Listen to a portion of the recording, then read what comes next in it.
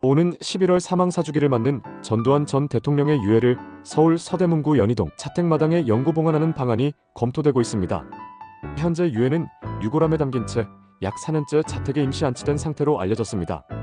국립묘지 안장은 내란죄 등으로 인해 불가능하며 유족은 생전 회고록의 내용을 바탕으로 휴전선 인근 안장을 추진했으나 지역 반발로 무산됐습니다.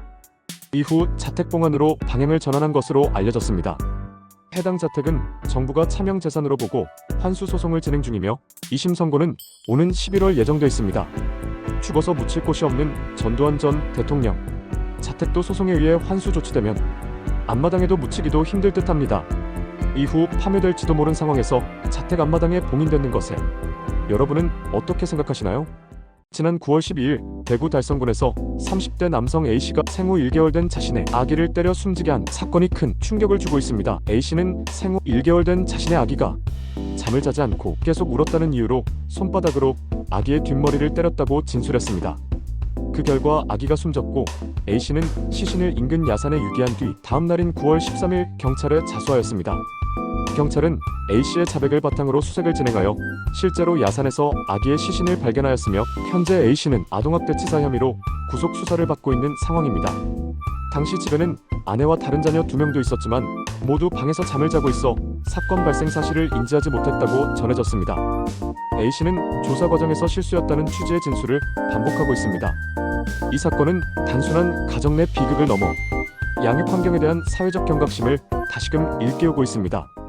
울릉도가 최근 관광객 감소와 여객선 운항 중단으로 극심한 어려움을 겪고 있습니다. 주요 노선이 경영난으로 운항을 멈추자 주민들은 울릉군청 홈페이지를 통해 조속한 정상화를 요구했습니다.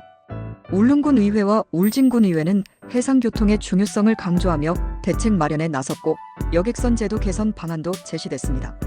울릉군청이 직접 관리하는 관광입도 현황에 따르면 관광객 수는 2022년부터 매년 줄고 있으며 올해도 전년 대비 약 9.6% 감소했습니다. 모두가 그렇지 않겠지만 이는 최근 울릉도의 바가지 요금과 불친절한 서비스가 관광 이미지에 악영향을 준 것으로 지적되고 있습니다. 삼겹살 품질 논란, 과도한 택시 렌터카 요금 등이 문제로 떠오르며 울릉도에 대한 비판 여론이 커지고 있는 상황입니다.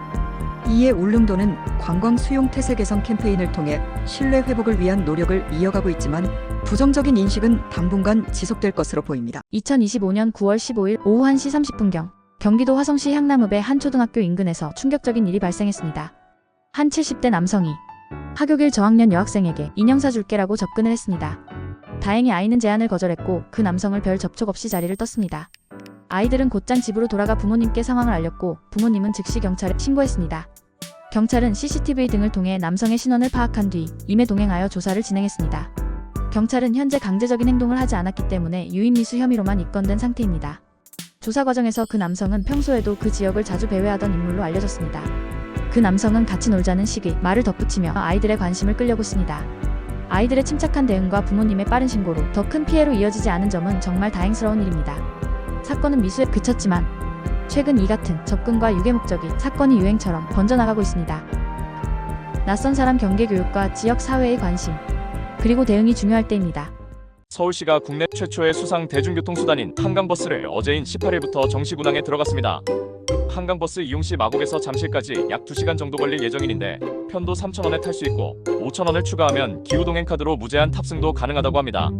노선은 마곡에서 망원, 여의도, 옥수, 압구정, 뚝섬, 잠실까지 총 28.9km로 총 7개의 선착장을 경유합니다. 서울시는 시범 운행을 마친 뒤 오전 11시부터 오후 9시 37분까지 하루 14회 운항한다고 밝혔습니다.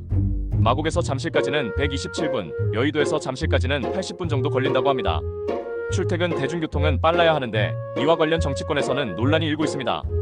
더불어민주당은 세금 낭비를 지적하며 독립감사를 요구했고 고민정 의원은 출퇴근용이라더니 2시간이면 제주도도 다녀오겠다며 비판의 목소리를 높였습니다.